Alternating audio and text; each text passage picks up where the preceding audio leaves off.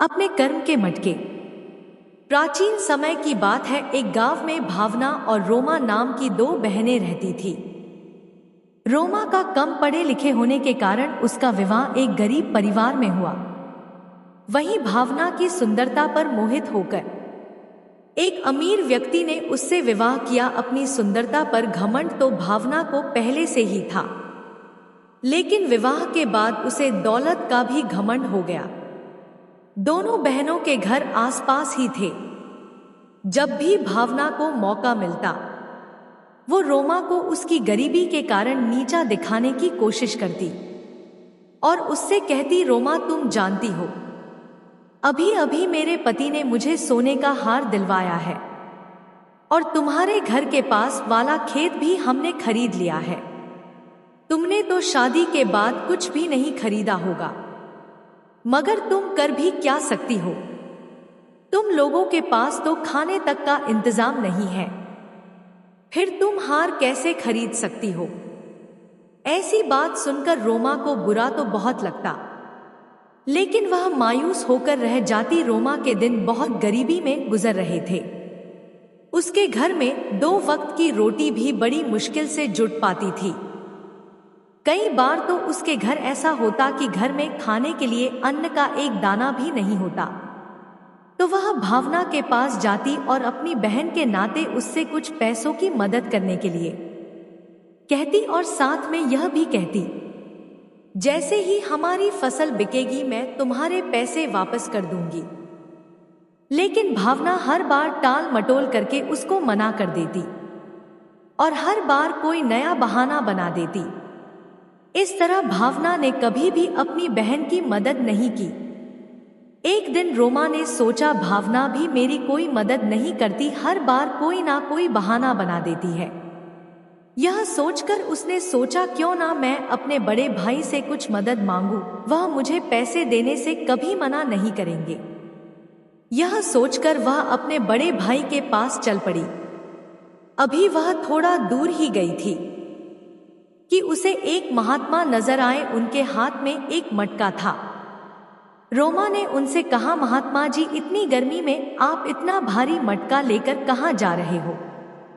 महात्मा ने कहा, बेटा, यहीं पास वाले गांव में मेरा घर है, बस वहीं यह पानी का मटका लेकर जा रहा हूं। रोमा ने उनकी बात सुनकर कहा, महात्मा जी, मैं भी पास वाले गांव ही जा रही हूं, आप यह मटका मुझे दे दो। महात्मा ने उसकी बात सुनकर कहा, बेटी, तुम क्यों तकलीफ करती हो, मैं यह मटका खुद ले जाऊंगा। रोमा ने फिर कहा, बाबा, मैं भी तो आपकी बेटी की तरह हूं, इसलिए यह मटका मुझे दे दो। इस तरह रोमा ने महात्मा से मटका ले लिया और फिर दोनों साथ साथ चलने लगे। थोड़ी देर चलने के बाद वह गांव में पहुंच गए। रोमा ने महात्मा के घर पर मटका छोड़ दिया और फिर अपने भाई के घर चली गई। लेकिन उस समय उसका भाई घर पर नहीं था। घर में सिर्फ उसकी भाभी थी। उसने भाभी से भैया के बारे में पूछा तो उसने बताया कि वह कहीं बाहर गए हैं। रोमा ने कहा, मुझे तो उनसे जरूरी काम था। भाभी ने उससे पूछा, तुम मुझे बताओ क्या काम है? उसने भाभी से कहा, भाभी, हमारे घर की हालत अभी बहुत बुरी है, हमारे पास 2 वक्त के खाने तक के पैसे नहीं हैं। उसकी भाभी ने यह सुनकर कहा, तो फिर इसमें हम लोग क्या कर सकते हैं? अभी हमारे पास भी पैसे नहीं हैं।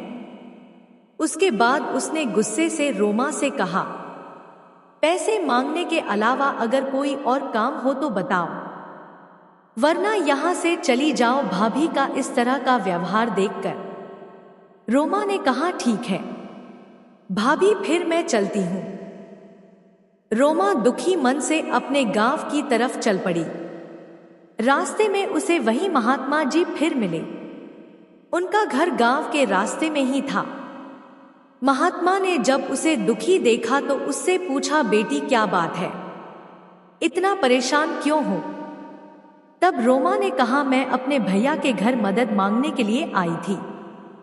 यह कहकर उसने अपनी सारी कहानी महात्मा जी को बता दी। महात्मा ने उसकी बात सुनकर कहा, बेटी, तुम परेशान मत हो, यह 3 मटके पड़े हुए हैं, तुम उनमें से एक मटका ले लो। रोमा ने पूछा, बाबा किस लिए? महात्मा ने कहा, बेटी तुम इतनी दूर से पैदल चलकर आई हो और पैदल ही चलकर तुम्हें वापस भी जाना है। अगर तुम्हें रास्ते में भूख लगे तो इस मटके में लड्डू है, तुम लड्डू खा लेना। रोमा ने उदास मन से कहा, नहीं बाबा, मुझे कुछ नहीं चाहिए, आपने मुझसे पूछ लिया, बस यही बहुत है। महात्मा ने उससे फिर कहा, तुम मेरी बेटी जैसी हो, इसलिए मना मत करो। बेटी कभी भी बाप के घर से खाली हाथ नहीं जाती। जब महात्मा ने बहुत कहा तो रोमा ने वह मटका ले लिया। उसके बाद रोमा ने बाबा से कहा, अच्छा बाबा, अब मैं चलती हूँ, वरना मुझे गांव पहुँचते पहुँचते शाम हो जाएगी। यह कहकर रोमा अपने गांव की तरफ चल पड़ी। जब वह घर पहुंची तो उसका पति घर आ गया था। उसने रोमा से पूछा, आज तुम अपने भैया के घर मदद मांगने के लिए गई थी, क्या उन्होंने तुम्हारी कुछ मदद की? रोमा ने उसकी बात सुनकर उदास मन से कहा, भैया तो घर में नहीं थे, लेकिन भाभी ने मुझे बेइज्जत करके घर से भगा दिया। उसके पति ने दुखी मन से कहा, इसका मतलब हमें आज भी भूखा रहना पड़ेगा।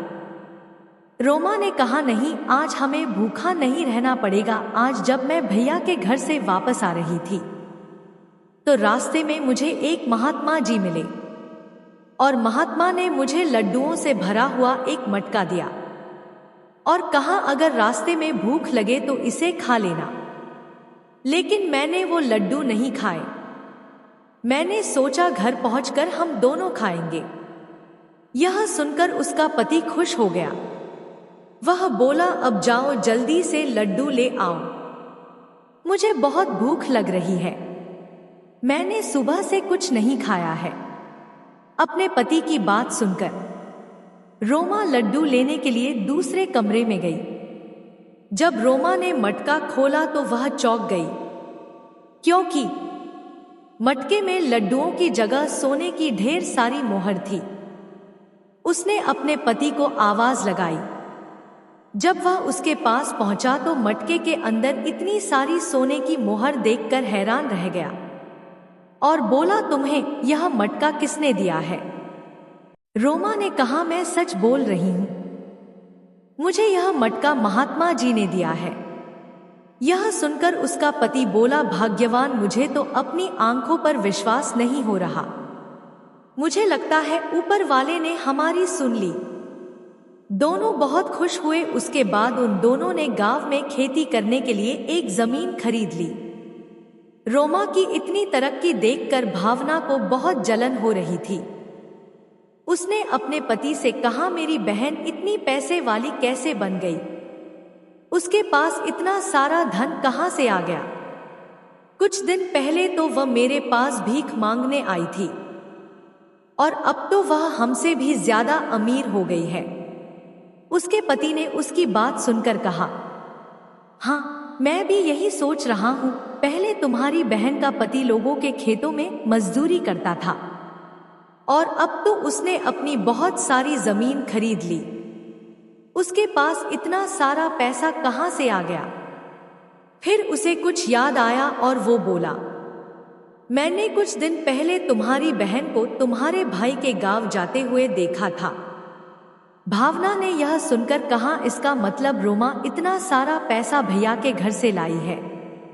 तब उसके पति ने कहा, तुम भी तो उसकी छोटी बहन हो, तुम भी उसके पास अपना हिस्सा लेने के लिए जाओ।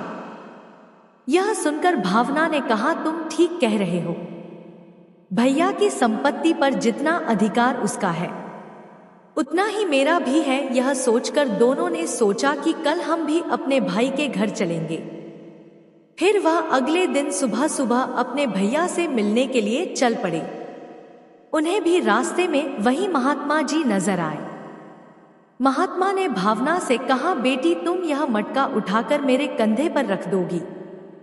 भावना ने महात्मा की बात सुनकर कहा, क्या तुम अपना काम खुद नहीं कर सकते? महात्मा ने कहा, बेटी मैं बूढ़ा हो गया हूं, मेरे से ज्यादा वजन नहीं उठाया जाता, इसलिए मैंने तुमसे कहा है। भावना ने उसकी बात सुनकर गुस्से से कहा, क्या तुम हमसे पूछकर बूढ़े हुए हो?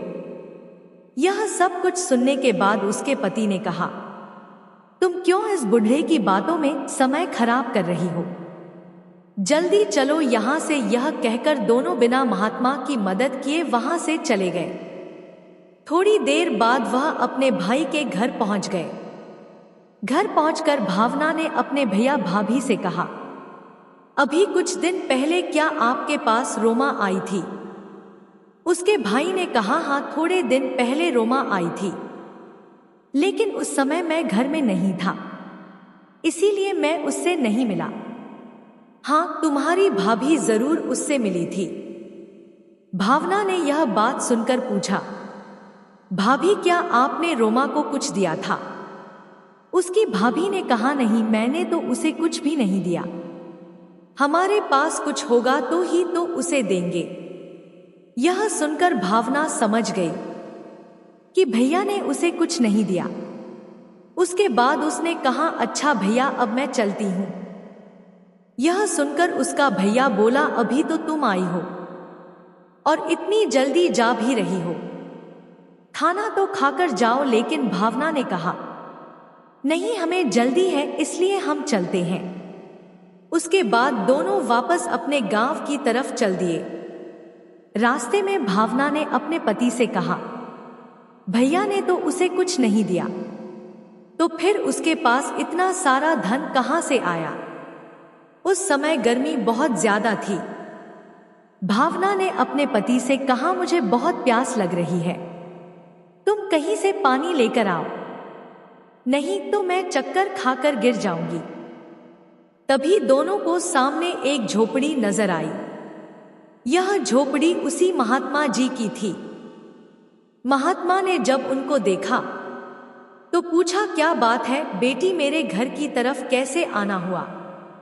भावना ने कहा, बाबा, थोड़ा पानी मिल सकता है क्या? महात्मा ने उसकी बात सुनकर कहा, क्यों नहीं बेटी, अंदर आओ। घर के अंदर पहुंचकर भावना ने कहा, बाबा, हमने तो आपकी मदद करने से इनकार कर दिया था, फिर भी आप हमें पानी दे रहे हो। महात्मा ने उसकी बात सुनकर कहा, तो क्या हुआ बेटी, वह तुम्हारा कर्म था और यह मेरा कर्म है। फिर महात्मा ने उनसे पूछा, मैंने तुम लोगों को पहली बार देखा है, यहां तुम किसके घर आए हो? महात्मा की बात सुनकर ने कहा, इस गांव में मेरे बड़े भैया रहते हैं, उनसे मिलने हम इस गांव में आए हैं। तब महात्मा ने कहा, अच्छा, तुम ब्रिजू से मिलने आई हो? फिर बाबा ने उससे पूछा, बेटी, तुम्हारी एक बहन भी है ना, जो कुछ दिन पहले तुम्हारे भाई से मिलने आई थी? यह बात सुनकर भावना ने महात्मा से पूछा, लेकिन बाबा, आपको इस बात का कैसे पता? तब महात्मा ने कहा, बेटी, जिस जगह तुम मुझे आज मिली थी, कुछ दिन पहले तुम्हारी बहन भी मुझे वहीं मिली थी और उस बेचारी ने मेरे हाथ से मटका लेकर मेरे घर तक मुझे छोड़ा था। महात्मा की बात सुनकर भावना ने कहा, लेकिन बाबा, क्या आप जानते हो, जब से मेरी बहन यहां से होकर गई है, उसके पास बहुत सारी धन दौलत आ गई है। महात्मा ने भावना की बात सुनकर कहा, उस बच्ची के पास जितनी भी धन दौलत आई है, वह उसे उसके अच्छे कर्म और उसकी अच्छी नियत के कारण मिली है। भावना ने यह सुनकर कहा, बाबा, मुझे आपकी बात समझ में नहीं आ रही, और मेरी बहन के ऐसे कौन से अच्छे कर्म हैं जो उसे इतना धन मिल गया? यह सुनकर भावना के पति ने पूछा, बाबा, अच्छे कर्म और अच्छी नियत होने से धनवान कैसे हो सकते हैं? बाबा, आप किस तरह की बातें कर रहे हो? महात्मा ने उसकी बात सुनकर कहा, यहां पर जितने भी मटके रखे हुए हैं, यह कोई साधारण मटके नहीं हैं। यह मटके मनुष्य के अच्छे कर्म और अच्छी नियत के परिणाम देने वाले मटके हैं। तब भावना ने कहा, बाबा, मैं आपकी बात अच्छी तरह से समझ गई कि यह कर्मों के हैं, जिसका जैसा कर्म होगा इस मटके में उसके कर्मों के अनुसार ही फल मिलेगा। महात्मा ने उसकी बात सुनकर कहा, तुम बिल्कुल ठीक समझी हो बेटी। तब भावना ने कहा, बाबा अगर आपको कोई ऐतराज ना हो तो क्या मैं एक मटका ले सकती हूं? मैं भी अपना कर्म आजमा कर देखना चाहती हूं। महात्मा ने कहा, हाँ क्यों नहीं बेटी, तुम भी एक मटका ले लो और अपने कर्म और अपनी नियत का फल पाओ। भावना ने वहां से एक मटका उठा लिया और फिर दोनों वहां से चले गए। घर पहुंचकर भावना ने जैसे ही मटके को खोला तो उसके अंदर से कीड़े बाहर निकलने लगे। भावना ने यह देखकर कहा, बाप रे बाप, हमारे मटके में से तो कीड़े निकल रहे हैं। यह बात सुनकर भावना के पति ने कहा, क्या गलत निकला? हमारे कर्मों के हिसाब से हमें बिल्कुल सही मिला है। हम लोग बहुत लालची हैं। तुम्हारी बहन मजबूरी की मारी हमारे पास कुछ मदद के लिए आई थी, लेकिन हमने उसकी मदद नहीं की और तो और उसकी गरीबी का मजाक भी उड़ाया। ऐसे बुरे कर्म करने के बाद हम अच्छे फल की उम्मीद कैसे कर सकते हैं? भावना ने उसकी बात सुनकर कहा, आप बिल्कुल ठीक कह रहे हो। मुझे अपने पैसे का बहुत घमंड था। मैंने अपनी बहन की मजबूरी नहीं समझी। मैंने तो हमेशा अपनी अमीरी के दम पर उसे नीचा दिखाया। भावना और उसके पति को अपनी गलती का बहुत पछतावा हो रहा था, लेकिन अब कुछ नहीं हो सकता था। इंसान कर्म तो कर देता है, लेकिन नतीजे की परवाह नहीं करता। इस सुंदर कहानी से हमें यह शिक्षा मिलती है कि हमें हमेशा दूसरों की मदद करनी चाहिए। हमें कभी भी किसी का मजाक नहीं उड़ाना चाहिए, क्योंकि कुदरत का एक नियम है, जैसा कर्म करेंगे वैसा ही फल पाएंगे। ऐसी ही और वीडियो के लिए हमारे चैनल को सब्सक्राइब करें और वीडियो को लाइक करें।